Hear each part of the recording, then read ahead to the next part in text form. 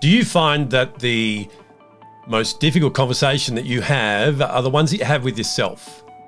Have you constantly got that inner critic that's coming at you and letting you know and reminding you of the things that are holding you back? Well, stick with me, because this week I'm going to help you to clean that up.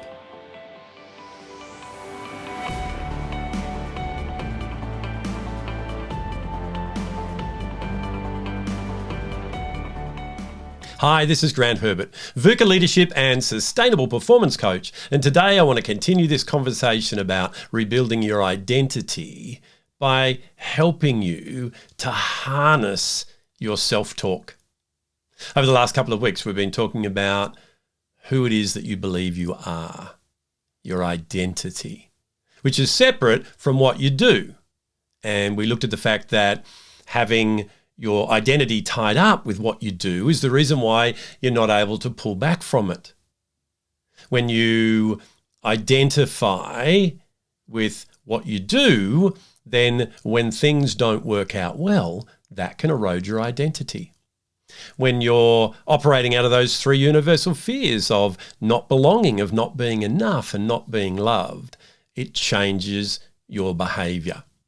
Over years and years of this happening, you've developed an inner dialogue. You've conditioned yourself to think about yourself in a certain way.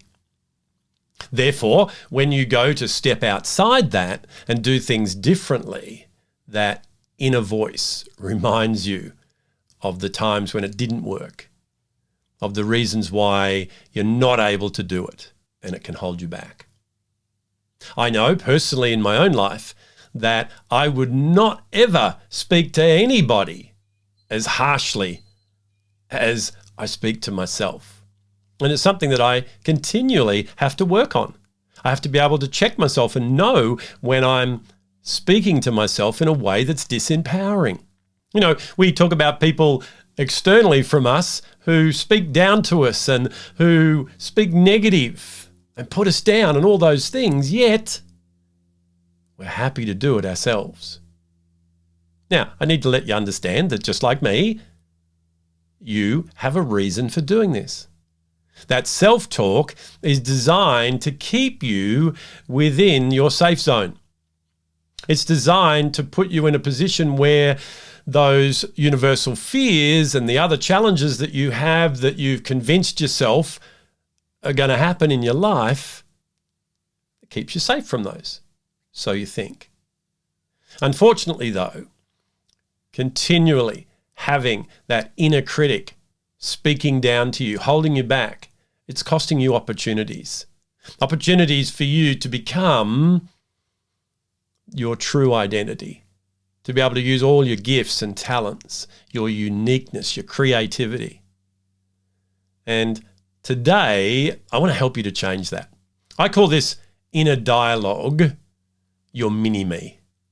It's that small version of you that you've created to speak to you and talk some sense into you when you go to step outside what's comfortable, when you go to do things which could trigger one of those fears. And because it's a small version of you, you've created it, just like I've created mine.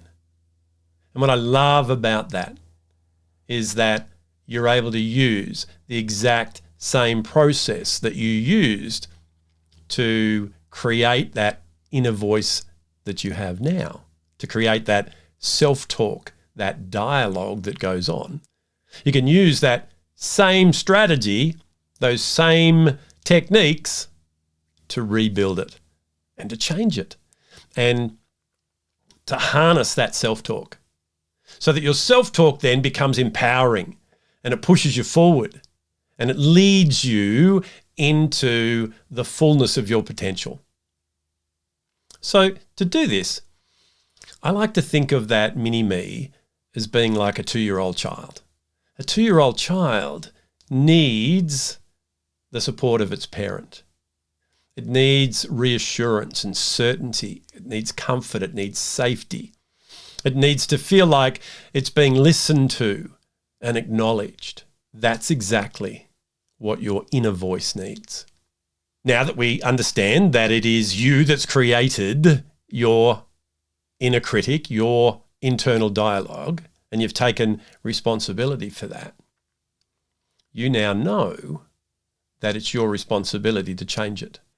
All the things that have been said to you over your life, you've taken them on and you've made them mean something about you. All the mistakes that you've made, all the things that haven't gone the way that you thought that they would go, all the things that felt uncomfortable. That's what this dialogue has been created by. Those beliefs that you have about yourself, about the world, about others, that's all in that data that you've stored in your subconscious mind. So what you need to do is you need to interrupt that pattern. You need to be able to shift from that normal way of thinking and that normal way of talking to yourself. So the first step to be able to do this is to have a level of self-awareness, to know when your self-talk is holding you back, to know when what you're saying to yourself is to hold you away from one of those fears, and being able to then recognize that it's not serving you, it's not helping you. And to do that, you need to be able to continue to build up this identity, remove those limiting beliefs, all the things that we're working on. So by having that level of awareness, you know to do something about it. So imagine we're thinking about a 2-year-old child. Imagine if one of my grandchildren came into my studio right now as I'm doing this with you, and they said, "Grandpa, Grandpa," and I just ignored them, showed them the hand, and kept talking to you. What they're going to do is find another way of getting my attention.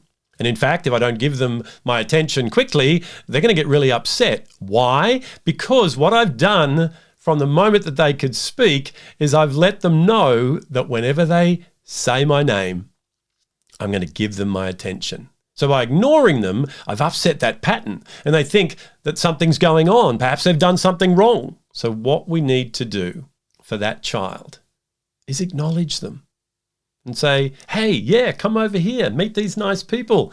Show them the camera and give them a wave, and then ask them, "Hey, sit over there for a minute, and then Grandpa is going to take you out for ice cream." So we need to acknowledge that we heard them. And that's exactly what you need to do as the first step when that inner voice comes up, when you recognize that it's not what you want to hear, it's not what you want to believe, it's not the data that you're going to take to go forward in the next step of whatever it is that you're doing. You need to go, "Okay, I hear you. I acknowledge that. I understand that. Thanks for reminding me." And the thing is, you taught them that, so that's why we need to acknowledge them. So to continue that on, once we've acknowledged, what we need to do, just like I did with my grandchild when I said, "Sit over here and then we'll go and get ice cream," is we tell them what's going to happen next. So when that inner dialogue is talking and we've acknowledged them, thanked them, and said, "Okay, I hear you, but this is what we're going to do now. I want you to unlearn that, and I want you to relearn what it is that's going to be our new belief. It's going to be our new behavior." And over a period of time of repeating this process, it's going to become the new dialogue. So then the next thing is to demonstrate to that inner dialogue what it is that you want them to do instead. So when this happens, what they've normally done is reminded you of your shortcomings, of your failures, of the reason why we don't do those things. Now, what we want them to remind us of instead are things that are going to empower us, of the times that we did and that we can, of the evidence that's there that says that you are capable, you are worthy, and all those other conversations that are normally negative can be overcome. We can harness that self-talk, show them by our actions that this new behavior, this new way of thinking actually helps us. And what that will do then is, over a period of time, rewrite the story that goes on in your head. The dialogue the way that you talk to yourself will shift. If you feel more worthy, then you will build yourself up. And that is what you and I need to do, is harness that negative self-talk, shift it into an empowering self-talk, and become your greatest encourager. Just like approval, external validation is great, but it's your voice that you take the most notice of. So what is it that you need to shift in your self-talk? What is it that constantly goes on in your conversations that you have with yourself that stops you from being who you need to be so that you can do the things that you want to do to have the results that you want to have? Acknowledge them. Be aware of them. Help your mini-me to unlearn them, and then step into a new empowering dialogue. And you will be able to build up your identity, increase your personal power, and become who you need to be right now. Well, that's it from me for another week. Join me again next week when we continue this conversation around our identity, where I help you to rewrite your own story for the future. I'll see you then.